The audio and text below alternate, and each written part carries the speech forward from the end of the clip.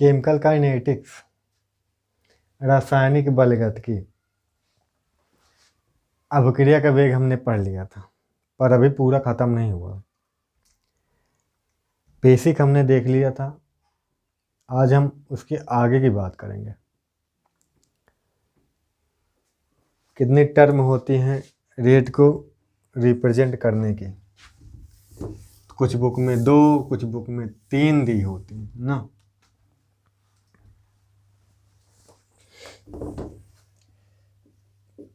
तो वेग या दर को निरूपित करना, रिप्रेजेंट करना,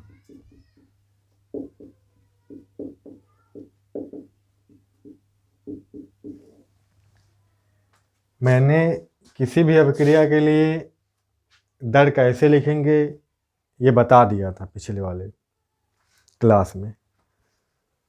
कोई भी रिएक्शन हो, जैसे कि यही होती है N2 + H2 क्या बन जाता है NH3 2, तो यहाँ पे 3। तो N2 के लिए लिखना हो तो कंजप्शन होगी ना, N2 की क्या होगा, विलोपन होगी ना। कई तरीके से बोल सकते हैं ना, चाहे तो कंजप्शन बोलो, चाहे तो डिसअपीयरेंस बोलो है ना, चाहे विलोपन बोलो, चाहे विलुप्त होना बोलो, ठीक, गायब होना। N2 के गायब होने की दर, N2 के गायब होने की दर, गायब होने की दर रिवाइज करा रहे हैं हम अभी, बस थोड़ा सा देख लो। तो क्या होगी दर, मतलब R से ही लिखेंगे, या अभिकारक है माइनस लगाएंगे, डेल्टा N2 की सांद्रता में परिवर्तन बटे समय अंतराल, ये हो जाएगा। माइनस क्यों आया, क्योंकि ये अभिकारक है। अब माइनस क्या बताता है, माइनस रिप्रेजेंट किस चीज़ को करता है, माइनस इस चीज़ को बताता है कि हाँ इस N2 की सांद्रता क्या होगी, घटेगी। क्या होगी, घटेगी। माइनस N2 की सांद्रता घटेगी, इसको बताता है। बात समझ में आई? हाइड्रोजन के लिए कैसे लिखते, बताओ बच्चा, हाइड्रोजन के लिए कैसे लिखते?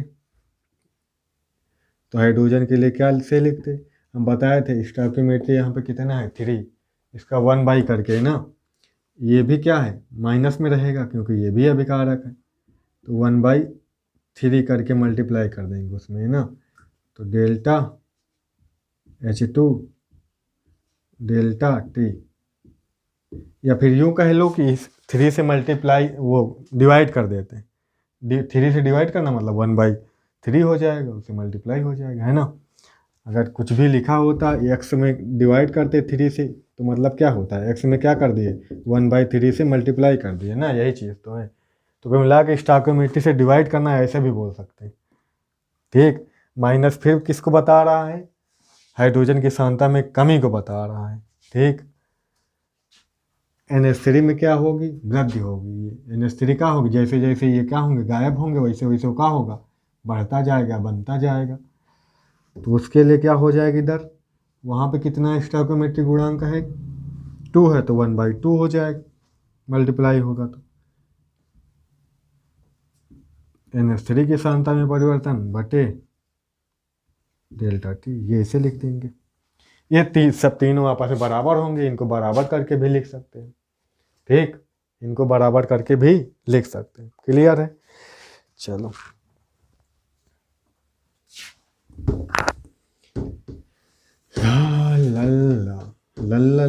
लो, ये सब तो हो गया आराम से, मैं कोई दिक्कत नहीं लिखने में, अच्छा सीधा ऐसे लिख दिया करो। अब 3 तरह से रिप्रेजेंट की जाती है दर। अच्छा, एक प्रारंभिक दर,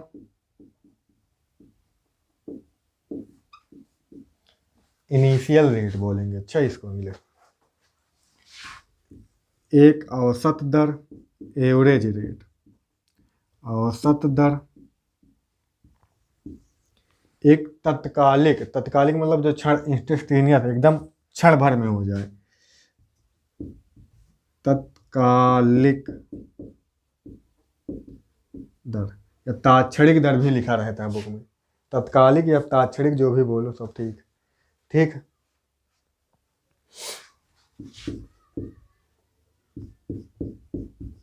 तात्क्षणिक,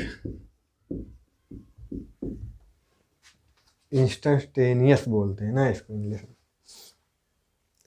ठीक, इन तीनों को समझ लेते हैं। ये किसके लिए, टी बराबर 0 के लिए प्रारंभिक दर। तो प्रारंभिक दर का क्या मतलब, जैसे कोई रिएक्शन होगी, मान लो ए से पी बन रहा है, ए से पी बन रहा है, तो टी बराबर 0 में भी कुछ ना कुछ तो दर होगी। अब कैसे ऐसे नहीं समझ पाएगी ना ये बात। जैसे गाड़ी स्टार्ट की जाती है तो टी बराबर 0, जब गाड़ी चली नहीं है, गाड़ी चली नहीं है, तो भी जो इसमें बैठता है वो एक्सीलेटर दबाता है ना। एक्सीलेटर लेता है तो हूँ ही करता है, तो मीटर तो आगे बढ़ता है ना, तो कुछ ना कुछ तो बना चुका है, कुछ ना तो एक तरह की स्पीड बना लिया है, इतने से चलना है। ठीक, यहाँ 3 की स्पीड शुरू होगी, 4 की स्पीड से शुरू होगी, बस उसी के लिए पूछ रहा है। शुरुआत में जब टी बराबर 0 है तो उसी के लिए पूछ रहा है, तो वही इनिशियल रेट, क्योंकि जब न्यूमेरिकल करेंगे तो वहाँ पे इनिशियल रेट दी हुई होगी। अच्छा, प्रारंभिक दर दी हुई होगी, तो समझ जाना वो शुरुआत के लिए है, टी बराबर 0 के लिए है वो। ठीक, प्रारंभिक दर वही होगी, टी बराबर 0 के लिए सांता में परिवर्तन जो होगा उसके लिए। औसत दर क्या होती है, एक फाइनाइट टाइम के लिए, एक निश्चित समय अंतराल के लिए। ठीक, एक एकांक समय के लिए या निश्चित समय के लिए, उसके लिए होगी जो दर, एकांक समय के लिए। ठीक,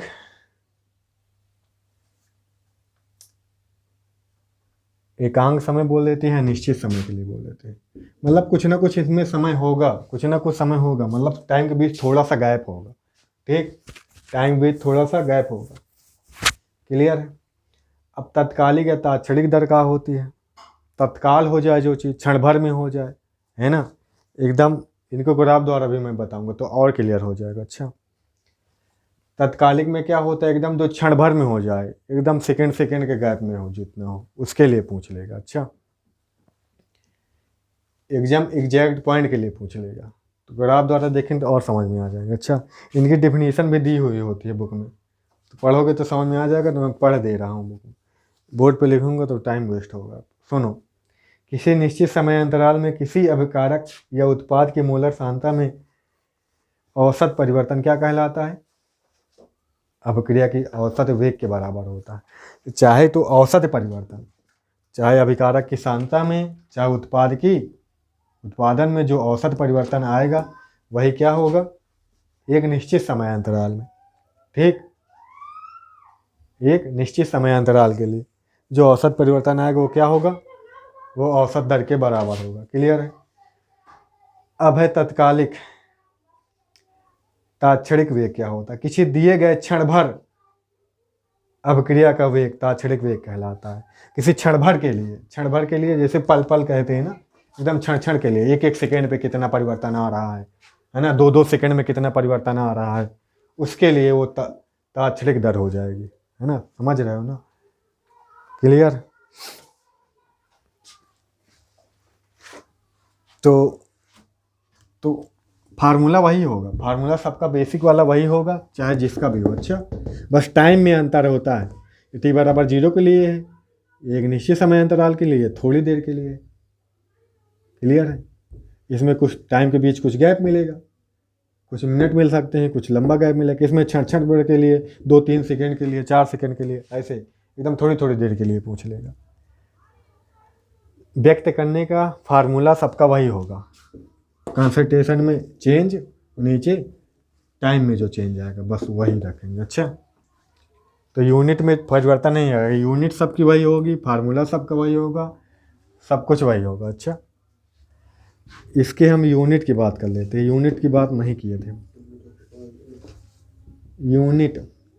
यूनिट क्या होती है, सांद्रता में परिवर्तन, फार्मूला तो यही होता था, सांता में परिवर्तन, चाहे अभिकारक हो चाहे उत्पाद हो, सांता में परिवर्तन। नीचे समय अंतराल,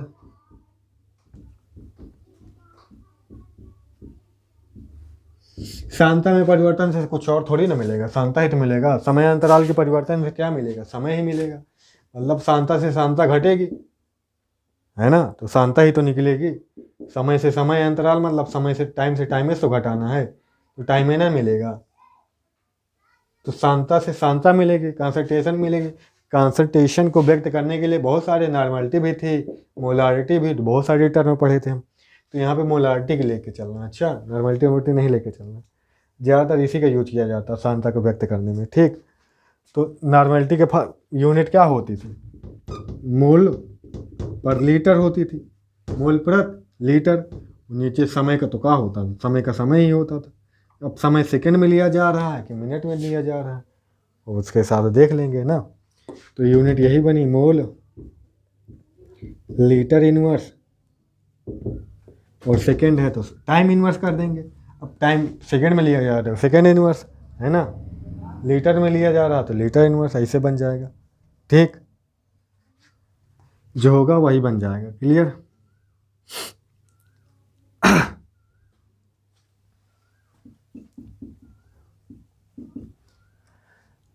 अब अगर एक यूनिट और बन जाती, ये तो सांता परिवर्तन है जब सॉलिड हो या फिर लिक्विड हो, जब गैस होती है। अब क्रिया गैस ही होती है, गैस वाली, अच्छा।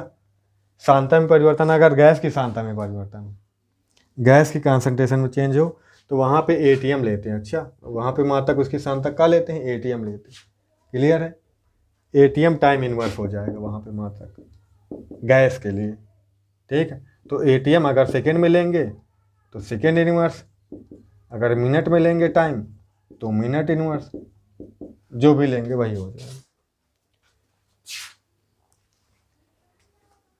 ठीक है।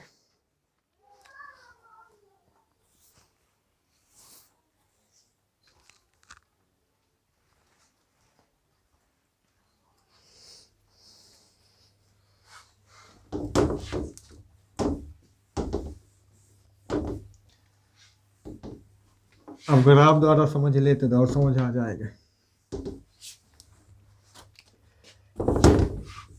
अभी अभिकारक के लिए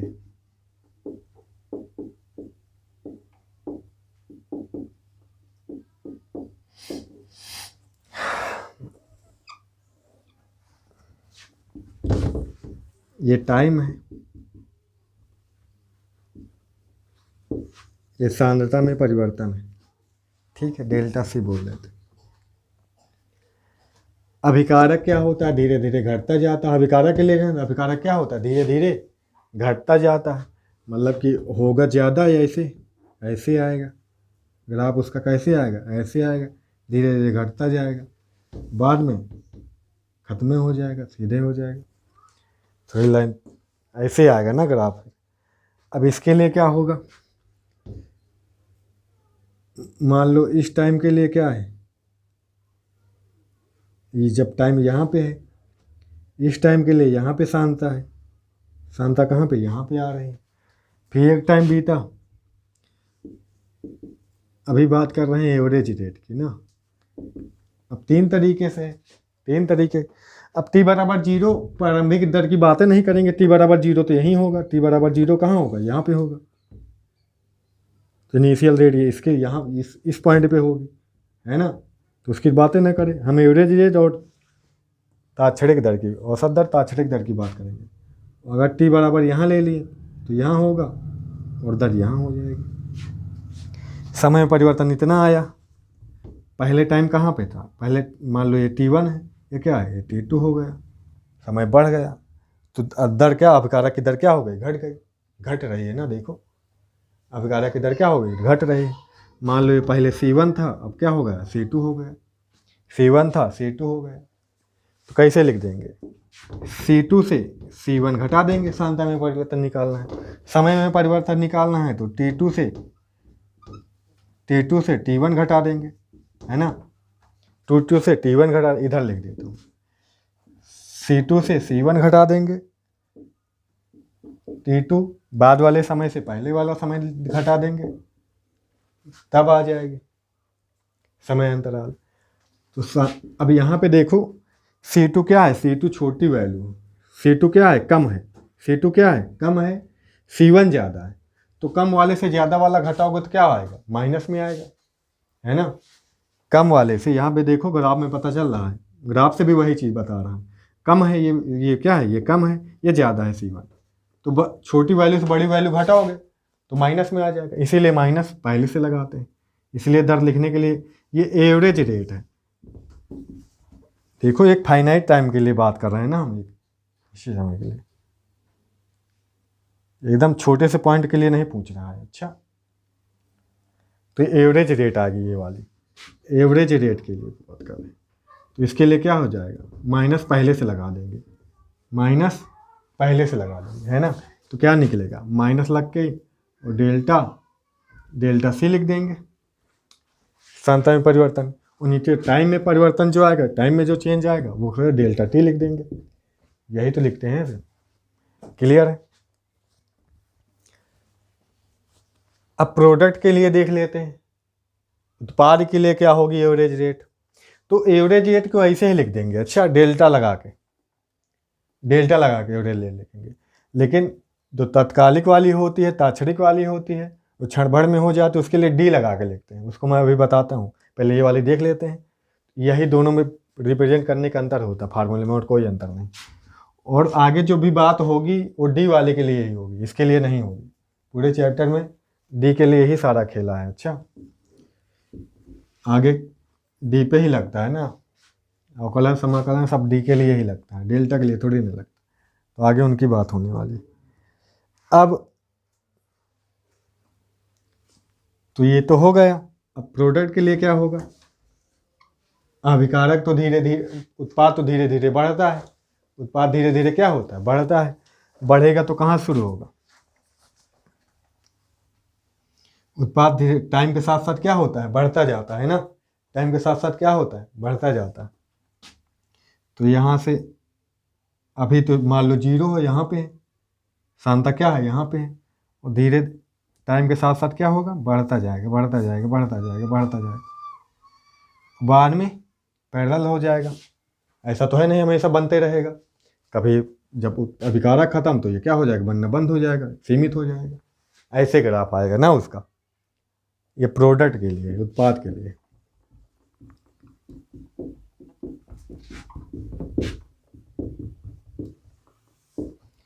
उत्पाद के लिए अब यहाँ पे देखो, मान लो ये टाइम है, मान लो ये टाइम है, ये T1 है, ये यहाँ पे आ रहा है, ये सांता आ रही है ना C1, ये T2 है, क्या है, T2 है, ये यहाँ पे आ रही है, ये सांता आ रही है।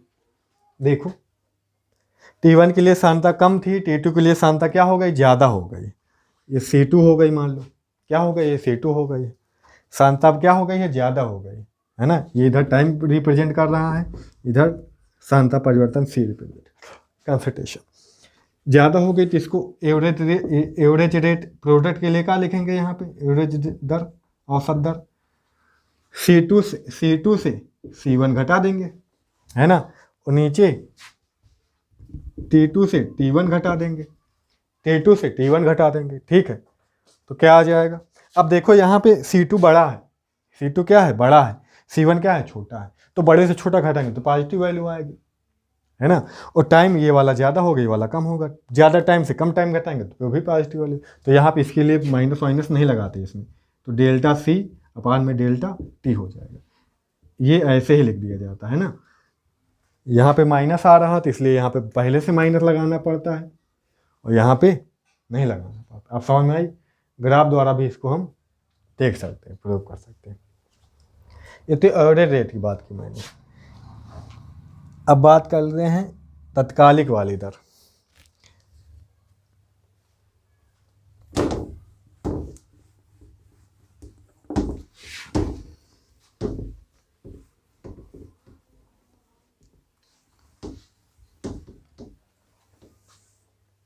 देखो चाहे प्रोडक्ट के लिए हो चाहे रीजेंट के लिए हो। ये था और इसका ये था।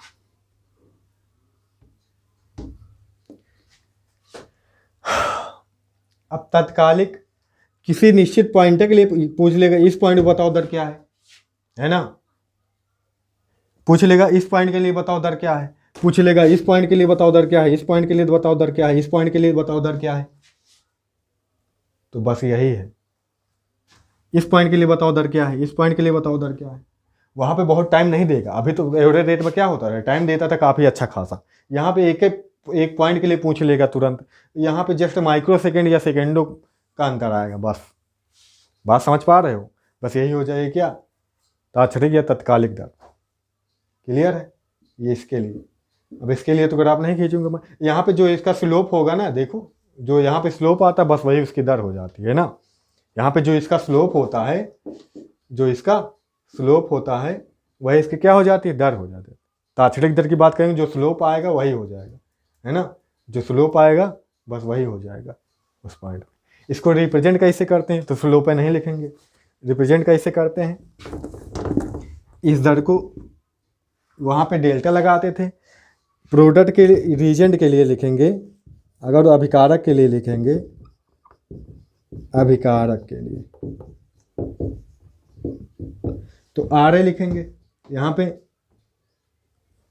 आर से डिनोट करेंगे। अच्छा, वहाँ पे एवरेज लिख देते थे, तो यहाँ पे डी लिखेंगे। क्या लिखेंगे, डी लिखेंगे। वहाँ पे डेल्टा दिखाते थे, यहाँ पे डी दिखाएंगे। ठीक, क्या दिखाएंगे, डी। और अभिकारक के लिए लिख रहे हैं तो माइनस लगाएंगे। माइनस चाहे माइक्रो सेकेंड के लिए हो, चाहे सेकेंड के लिए हो, चाहे मिनट के लिए हो भाई। अभिकारक के लिए अभिकारक तो घटेगा ही ना, घटेगा।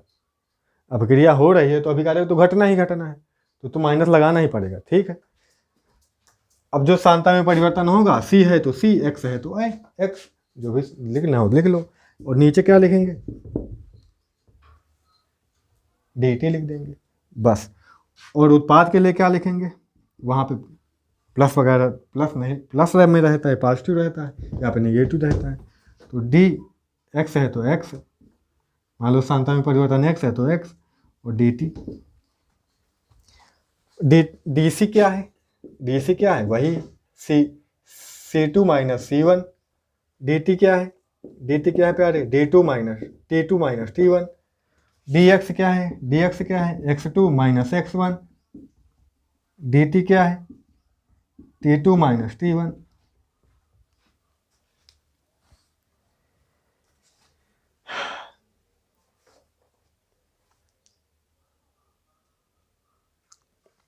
तो अंतर बस इतना सा है, यहाँ पे क्या लिखते हैं, डी से लिखते हैं। आगे जो भी काम होगा इसी वाली रेट पे होगा, एवरेज रेट पे नहीं होगा, ना तो इनिशियल रेट पे होगा। ठीक है,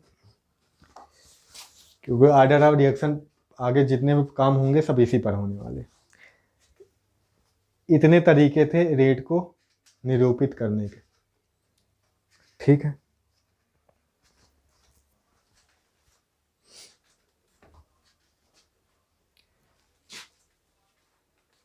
मात्रक सारे सबके सब जितने भी हैं, मात्रक सबका वही होगा। अच्छा, मात्रक किसी का अलग नहीं होगा, क्योंकि सब में सांता के परतन, सब में समय अंतराल है नीचे। तो अब कुछ न्यूमेरिकल कर लेते हैं रेट वाले, तो रेट वाला कॉन्सेप्ट पूरा हो जाए हमारा खत्म।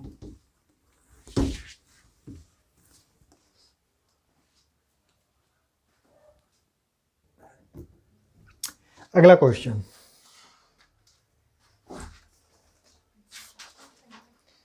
किसी अभिक्रिया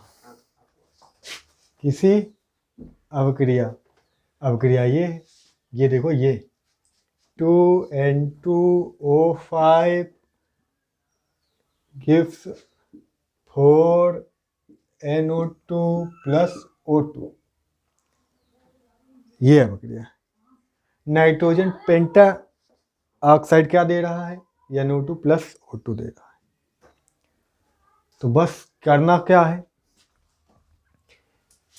के लिए N2O5 की सांद्रता 184 मिनट में इतने से घटकर इतनी हो जाती, भाई ये अभिकारक है तो घटेगा, वो भी सी बात है, टाइम पे बढ़ेगा तो ये घटेगा। तो इतने से घटकर इतनी हो जाती, इतनी मोलर थी इतनी मोलर हो गई, कितने मिनट में, इतने मिनट में। क्लियर है? तो घंटा मिनट और सेकंड में के पदों में अभिक्रिया का औसत वेग निकालना। ठीक, बस हो गया काम हमारा। N2 के उत्पादन की दर, प्रोडक्शन भी बताना कि कितनी दर से हो रहा। शुरू हो जाओ। NO2 है, अच्छा NO2 भैया गलती हो गई, माफ कर। अब तो बस हो गया काम हमारा। इसकी कंजप्शन बतानी है N2O5 की। तो N2O5 की दर, ये कौन सी दर होगी बताओ बच्चा? विलोपन की दर है ना, या विलुप्त होने की दर, या कंजप्शन की दर, है ना। कैसे लिखते हैं बच्चे बताओ? माइनस लगाते हैं, है ना। डेल्टा, डेल्टा किसकी? N2O5 की सांद्रता में परिवर्तन बटे डेल्टा टी। ऐसे तो लिखते हैं। माइनस लगाते तो माइनस पहले से है तो पहले से है। अब बच्चा ये बताओ डेल्टा टी कितना है? डेल्टा टी इतना ही तो है, 184। मतलब प्रारंभ में तो 0 रहा होगा, है ना। अब डेल्टा टी निकालना है तो डेल्टा टी क्या? डेल्टा टी मतलब पहले कितना था, पहले कितना था, पहले कितना था, बाद में कितना हो गया, बाद में 184 होगा, पहले 0 रहा होगा तो 184 ही तो आएगा। तो यहाँ पे 184 ही आएगा। बात समझ में आई प्यारे? और डेल्टा ये क्या है? इसकी सांद्रता में परिवर्तन का मतलब क्या हुआ? बाद वाली दर से पहले वाली घटाना है। बाद वाली ये, पहले वाली ये, इतना माइनस इतना, तो यही ना लिखेंगे, माइनस इतना कितना, 2.34। बस हो जाएगा काम हमारा। सॉल्व कर लो, हम कहो चीटिंग कर ले। अच्छा हाँ, तो माइनस माइनस ये वैल्यू माइनस में आएगा तो माइनस माइनस प्लस हो जाएगा, माइनस माइनस प्लस हो जाएगा। घटा लोगे, घटा होगा क्या होगा?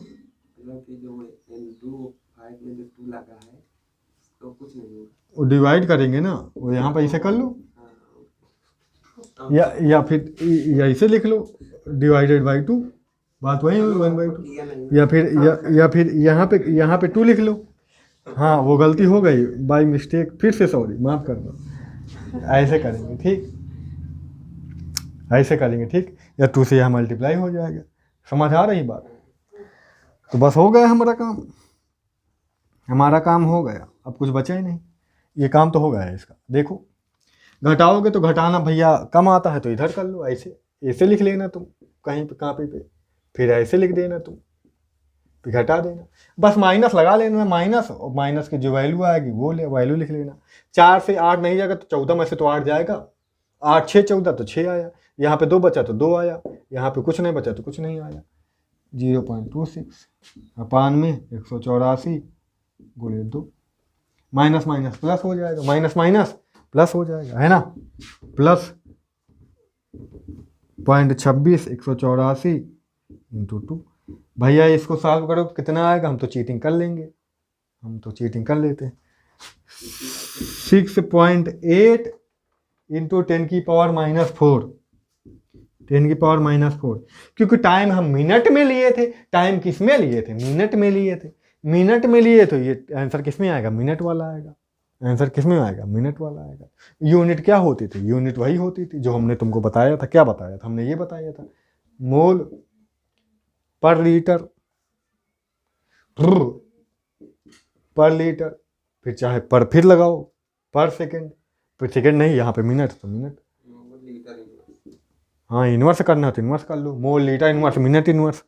ठीक, अब ये काम हो गया। इसे किस में व्यक्त करना है? सेकेंड में व्यक्त करना है। सेकेंड में व्यक्त करना है तो तुम 60 से भाग कर दो। घंटा में व्यक्त करना है तो तुम 60 से गुणा कर दो, है ना। तीनों में व्यक्त करना। मिनट वाला मिल गया हमें। सेकेंड में निकालना है 60 से डिवाइड कर दो, घंटा में निकालना है 60 से मल्टीप्लाई कर दो। ये तो बच्चों वाले काम है तो तुम कर लो। ठीक,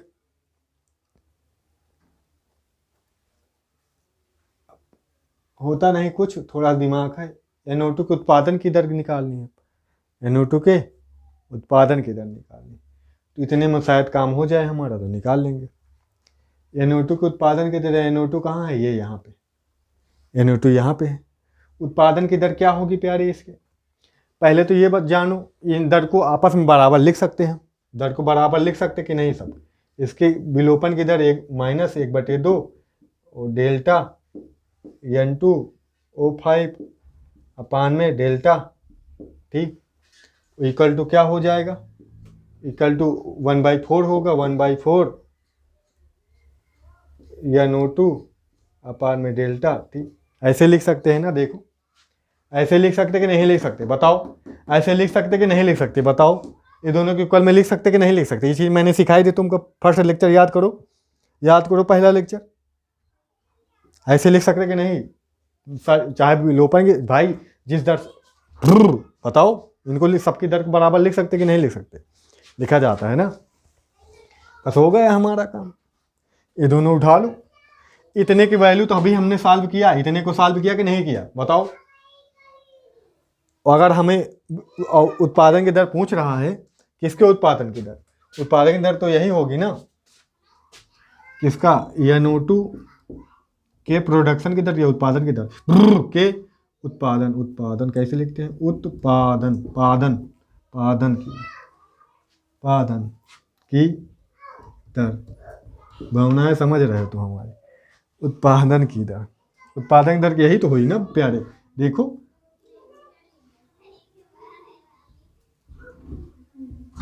डेल्टा NO2 के साथ पर डेल्टा T, बस यही होगी, यही तो होगी, बस इतने के वैल्यू निकालनी है, बस इतने के वैल्यू।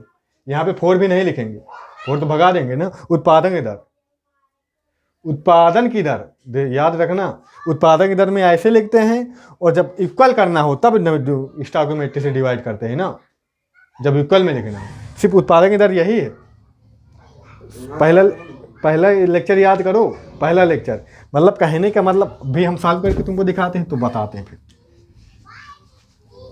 तो ये दोनों इक्वल हैं, ये दोनों क्या है, इक्वल है। इतने के वैल्यू हम निकाल चुके हैं, कितनी, इतनी निकाल चुके हैं ना, इतनी। तो इतने के जवाब इतना, तो इतना इतना इतना इतना इतना इतना अपान में डेल्टा T इक्वल टू कितना, इक्वल टू इतना होता है, इक्वल टू इतना है, इतना इक्वल टू इतना। इतने की जगह हम इतना देख सकते हैं, 6 × 8 × 10⁻⁴। इस 4 को ये देखो, ये डिवाइड में है ना, कुल मिला के 4 यहाँ ऐसे ना लिखो तो यहाँ पे लिख सकते हो 4, ये डिवाइड में उधर जाके मल्टीप्लाई में हो जाएगा, क्यों प्यारे, हो जाएगा। तो डेल्टा, यहाँ पे डेल्टा होगा, डेल्टा NO2 अपान में डेल्टा T इंटू क्या हो जाएगा, 4 × 6.8 × 10⁻⁴, इतना हो जाएगा। मतलब कि इतने के वैल्यू निकालना था, हमारा कहने का मतलब ये है 1/4 की वैल्यू ना निकाल लेना, बस उत्पादन की दर पूछे तो बस यही है उत्पादन की दर, मतलब सिर्फ इतने के वैल्यू निकालना है, नीचे 4 रख के नहीं निकालना। नहीं तुम 4 रख के, वो तो बराबर करने के लिए 4 से डिवाइड करना पड़ा था, याद करो पहला लेक्चर, लुल्लू हो तो जाके देख लेना। अब इतने से मल्टीप्लाई हो जाए, कितना आएगा, हम फिर चीटिंग कर लेते हैं, कितना आ जाएगा 2.74 × 10⁻³ ठीक, 2.72 × 10⁻³ ठीक। मात्रक वही लिख लेना, ये मिनट वाला है तो मिनटे वाला मात्रक आएगा, ठीक, मोल प्रति लीटर पर मिनट, इतना हो जाएगा ये इसके उत्पादन की दर। क्लियर है बात समझ में आई।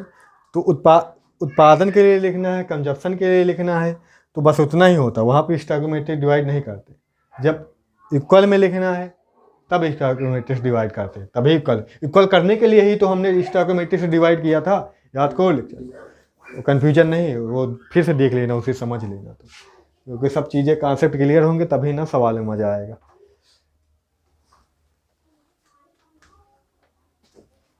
तो फिर ये सवाल तो होगा, ये NCERT क्वेश्चन था। आइए अगला क्वेश्चन देख लेते हैं।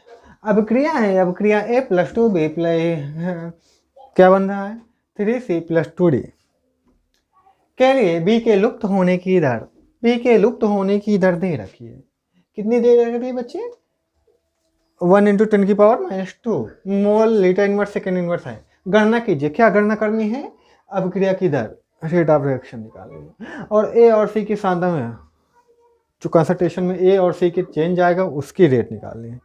तो शुरू हो जाते हैं। फिर दर कैसे लिख सकते हैं? अभिक्रिया की दर आर इक्वल टू क्या क्या लिख सकते हैं बताओ प्यारे, क्या क्या लिख सकते हैं? डेल्टा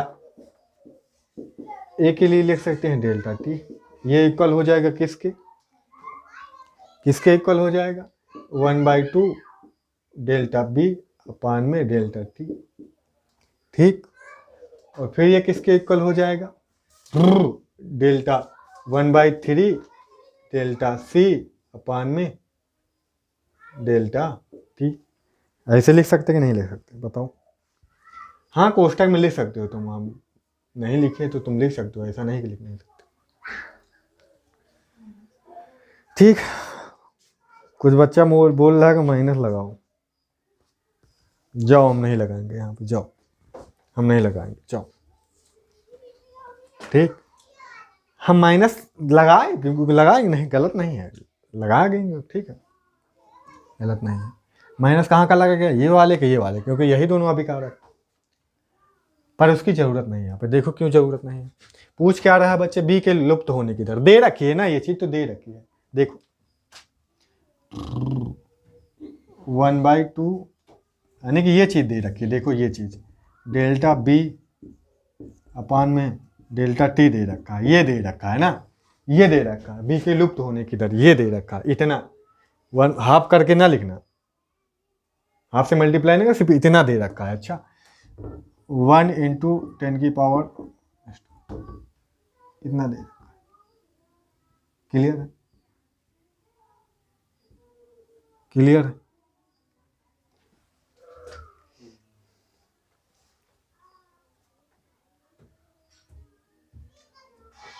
ठीक, अब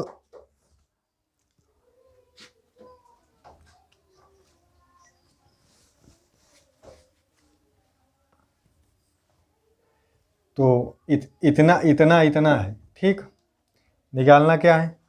इसको अगर ऐसे लिखते तो इधर डिवाइड होता तो इधर भी डिवाइड होता। अगर डिवाइड लगाते तो 2 से डिवाइड करते तो इसको डिवाइड करते, जिसको भी डिवाइड करते ना, दोनों को डिवाइड करना पड़ेगा ना। फिर तो अगर इधर डिवाइड करेंगे तो इधर तो डिवाइड करेंगे, है ना। अब कितना हो जाएगा? ऐसे लिख सकते हैं 10⁻³ 0.5 बनेगा, ये हाफ है, 0.5 बनेगा। पॉइंट उधर ले जाएंगे तो माइनस पावर बढ़ जाएगा। क्लियर है? ये कैलकुलेशन वाले पार्ट सीख लो बच्चा, ना सीख तो बताना तुमको गुणा भाग सिखाएंगे। इतना हो गया। हम इतने के इक्वल टू क्यों निकाले? दिया तो वो इतना ही था। अच्छा, इतने के इक्वल टू क्यों निकाले?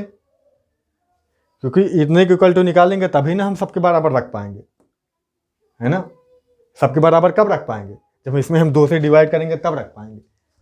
पहला लेक्चर याद करो, ठीक, तभी इक्वल टू लिख सकते। स्टोइकोमेट्रिक से डिवाइड करेंगे तभी ना इक्वल टू लिख पाते हैं। ठीक, तो हो गया, इसलिए 2 से डिवाइड करें। अब क्या पूछ रहा है?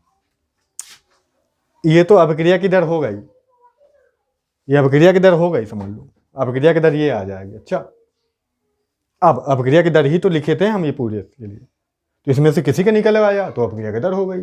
ये अभिक्रिया की दर है, अभिक्रिया की दर, अभिक्रिया की दर। अब ये अभिक्रिया की दर हो गई भाई या हाँ, बी के विलोपन की दर तो दे रखी है ना, बी के विलोपन की दर थोड़ी ना निकाली हमें, बी के विलोपन की दर तो दे रखी है ना। रेट ऑफ रिएक्शन तो ये है ना पूरा, ये देखो, रेट ऑफ रिएक्शन ऐसे तो लिखते हैं। अगर ये इतना दिया हुआ था तो ये है विलुप्त होने की दर।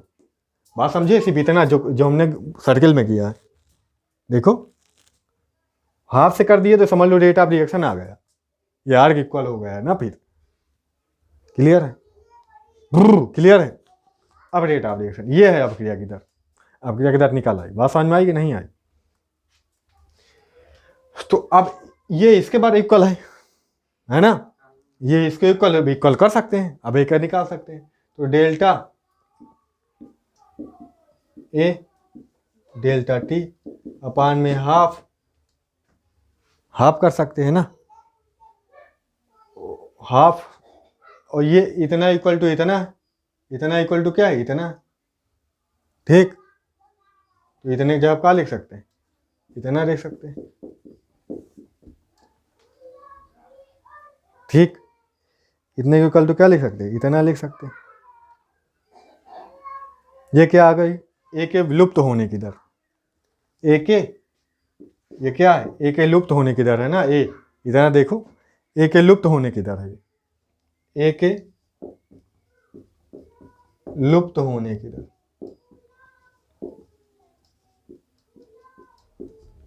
ए के लुप्त होने की दर है, ठीक। ए के लुप्त होने की दर है, ठीक। ये इतने के इक्वल तो बात समझ में आई ना, इसको इक्वल क्यों कर दिए हम, क्योंकि ये इतने के इक्वल क्या है, इतना है, इतने के पूरी की यूनिट मिल गई हमें इतना, तो भाई इतने के इक्वल तो इतना कर देंगे फटाक से। अब ये दोनों भी इक्वल है, ये दोनों भी तो इक्वल है। अब चाहे इसको किसी के साथ भी रिलेशन भिड़ा लो, सी की भी एक ही सांता में परिवर्तन समझ लो आ गया, है ना, एक ही पूछ रहा था, अब एक ही सांता में परिवर्तन, सी के सांता में परिवर्तन अब निकालना है, तो सी का निकालना था, सी का रिलेशन सबके साथ है, चाहे इसके इक्वल रख लो चाहे इसके इक्वल रख लो। देखो ना, ये दोनों एक ही चीज तो है, ये देखो भाई बराबर होनी भी चाहिए, बराबर हैं भी, है ना, ये भी उतना ही होना चाहिए, इतना हाफ करे तो, ये भी ऐसे लिखें तो इसमें डिवाइड नहीं है कुछ, तो इतने के इक्वल है। बात समझ में आ रहा है ना, देखो फिट है, यानी कि हम सब सही काम कर रहे हैं। तो बस हो गया हमारा काम, चाहे सी के साथ ले लो चाहे इतने के साथ ले लो। तो 1/3 क्या हो जाएगा, अब सी की सांता में परिवर्तन, यानी कि सी के भी लुप्त होने की दर, सी के लुप्त होने की दर निकालना है।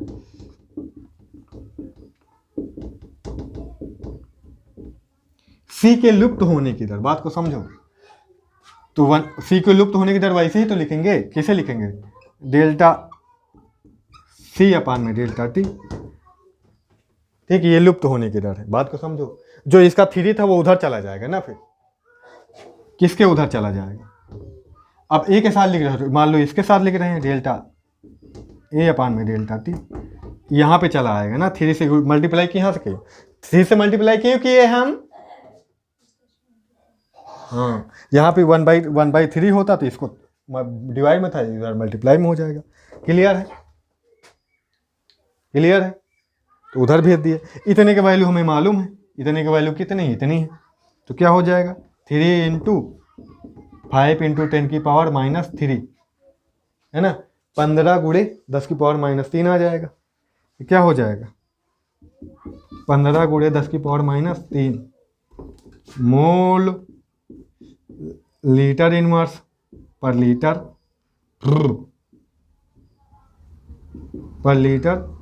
पर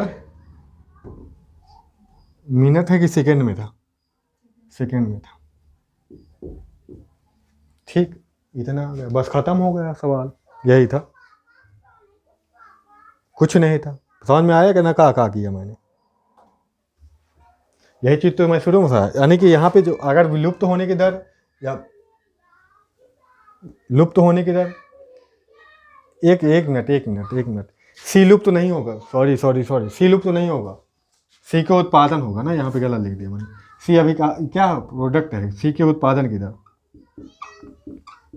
बाकी सब ठीक, कोई दिक्कत नहीं, ठीक है, सी के उत्पादन की दर होगा, तो यही निकालेंगे। अच्छा, इक्वल टू लिखने के लिए हम स्टोइकोमेट्री से डिवाइड करते थे, याद रखना, स्टोइकोमेट्री से डिवाइड क्यों करते थे, इक्वल लिखने के लिए, बात समझ में आई। इसकी स्टोइकोमेट्रिक A1 थी, तो 1 से वहाँ पे डिवाइड करना चाहे तो 1/1 कर ले सकते हैं, इसको कोई मतलब ही नहीं, ठीक, इसलिए यहाँ पे नहीं किए। नहीं तो इक्वल टू लिखना है तो स्टोइकोमेट्री से डिवाइड करना पड़ता है, लेकिन उत्पादन की या फिर कंजप्शन की या प्रोडक्शन की दर निकालना है, रेट निकालनी है, तो यहाँ पे डिवाइड करके नहीं निकालते हैं, उसको उधर भेज देते हैं, सिर्फ इतने के निकालते हैं। बात समझ आई, कंसंट्रेशन ऑफ जो सांता में परिवर्तन और जो समय में परिवर्तन, बस उतना। क्लियर है, आप आशा करते हैं आप समझ में आ गए होगा, इसमें डाउट नहीं होना चाहिए। अपनी मेडिकल कार्ड डालो बुक में जितने भी हों, ठीक है, इसका लफड़ा खत्म करो, ठीक है।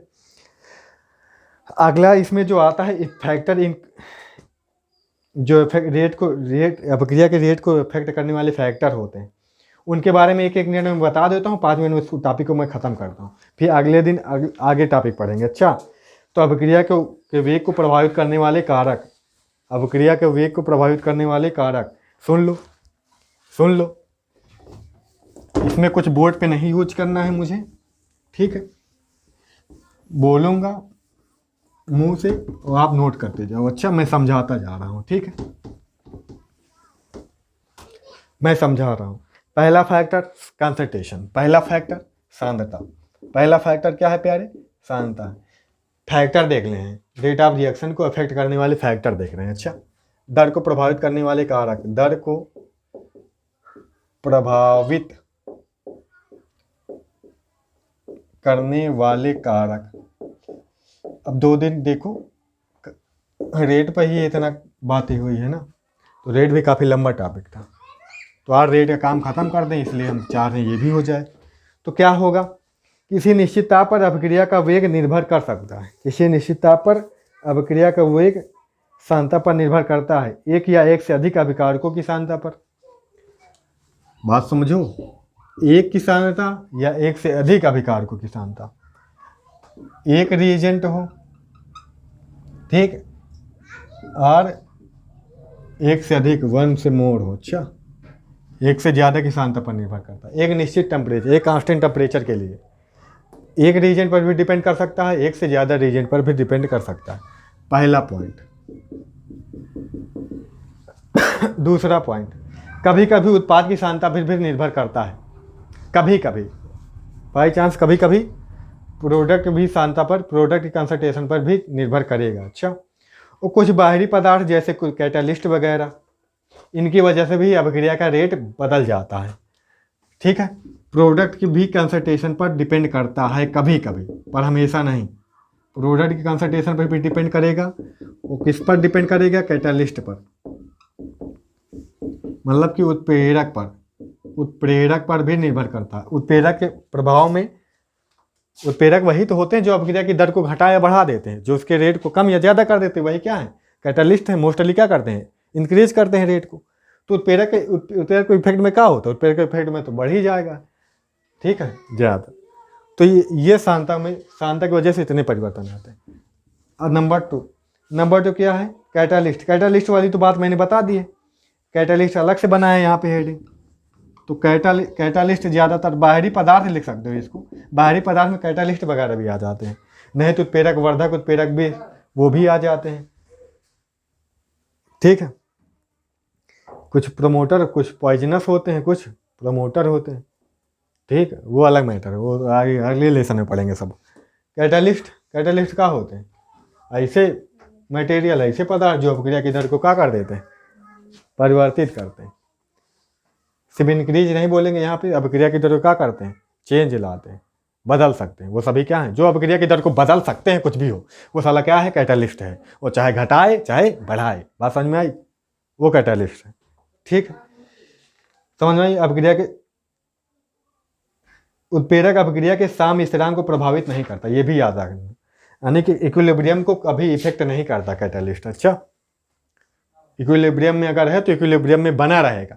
बात समझ में आ रही है? उसी हिसाब से घटाए बढ़ाएगा कि इक्विलिब्रियम में कोई इफेक्ट ना आए। ये चीज़ पॉइंट याद रखना, क्वेश्चन बन सकता है कि उत्प्रेरक इक्विलिब्रियम साम्यावस्था को प्रभावित नहीं करता। अभिकारक की प्रकृति, अभिकारक की प्रकृति। अब जैसे ये NO2 है, ये NO2 है, O2 से बहुत जल्दी से रिएक्ट करके ये NO2 दे देता है। क्या दे देता है? ये NO2 को होल्टोइड 2 NO2 दे देता है।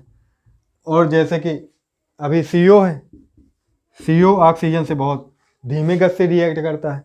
ये अभिक्रिया फास्ट होती है, तीव्र होती है, ये अभिक्रिया क्या होती है? स्लो होती है। तो रिएजेंट के नेचर पर डिपेंड करता है। बात समझ में आई प्यारी? यहाँ पे CO2 बन जाता है। ये तो रिएजेंट के नेचर पर डिपेंड करता है। रिएजेंट का नेचर कैसा? कुछ रिएजेंट होते हैं फास्ट रिएक्शन दिखाते हैं, कुछ होते हैं स्लो दिखाते हैं, ये भी हो जाता है। अब टेम्परेचर से क्या होता है? टेम्परेचर से जो भी हो अभिकारक के अणु होंगे, रिएजेंट के मॉलिक्यूल होंगे, उनकी क्या होगी? उनकी स्पीड बढ़ जाती है टेम्परेचर बढ़ाने पर, मोशन बढ़ जाएगा, उनकी स्पीड बढ़ जाएगी, क्योंकि उनके गतिज ऊर्जा काइनेटिक एनर्जी का हो जाएगी, इंक्रीज हो जाएगी। काइनेटिक एनर्जी इंक्रीज होगा, उनकी गतिज ऊर्जा बढ़ेगी, गतिज ऊर्जा बढ़ेगी तो उनके बीच का टक्कर बढ़ेगा, टक्कर बढ़ेगा जैसे जितनी जल्दी पास आएंगे रिजेंट, जितनी पास आएंगे, जितने टक्कर करेंगे उतने ज़्यादा प्रोडक्ट देंगे। मतलब टेम्परेचर इंक्रीज करने पर ज़्यादातर क्या होता है, अभिक्रिया की दर क्या होती है, बढ़ जाती है। अभिक्रिया की दर क्या हो जाती है, बढ़ जाती है। ये आगे भी इसका कॉन्सेप्ट अगले वाले चैप्टर में पढ़ेंगे और वहाँ पे सीखेंगे, ठीक है। अभिकारकों का क्षेत्रफल, एरिया ऑफ रीजेंट, अभिकारकों का क्षेत्रफल, कौन सा पॉइंट है मेरे प्यारे, 5वां पॉइंट। अभिकारकों का क्षेत्रफल, अभिकारक छोटा सा है, अभिकारक छोटे से हैं तो टक्कर लगने की संभावना थोड़ी कम होती है ना, इनके टकराने की संभावना कम होती है। बड़ा सा अभिकारक होगा, थोड़ा बड़ा सा साइज है उसका, एरिया ज़्यादा है उसका रीजेंट का, तो क्या हो, इनके टक्कर लगने की संभावना ज़्यादा होती है। अब टक्कर लगने की संभावना क्या है, जितना टक्कर लगेंगे अभिकारक मिलेंगे, अभिकारक मिलेंगे तो प्रोडक्ट देंगे, अभिकारक मिलने के चांस कम होंगे तो प्रोडक्ट कम देंगे। मतलब छोटा है, एरिया कम है तो प्रोडक्ट कम बनेगा, मतलब प्रोडक्ट कम बनना मतलब रेट स्लो है, रेट क्या है, अभिक्रिया की दर स्लो है। अब प्रोडक्ट ज़्यादा बनना मतलब क्या है, अभिक्रिया की दर ज़्यादा है, अभिक्रिया की दर क्या है, ज़्यादा है। प्रकाश की उपस्थिति, कुछ प्रकाशिक अभिक्रियाएं होती हैं ना, फोटोकेमिकल रिएक्शन होते हैं। अब फोटोकेमिकल रिएक्शन है तो जैसे क्लोरीन होता है, क्लोरीन क्या होता है, क्लोरीन Cl में टूट जाता है,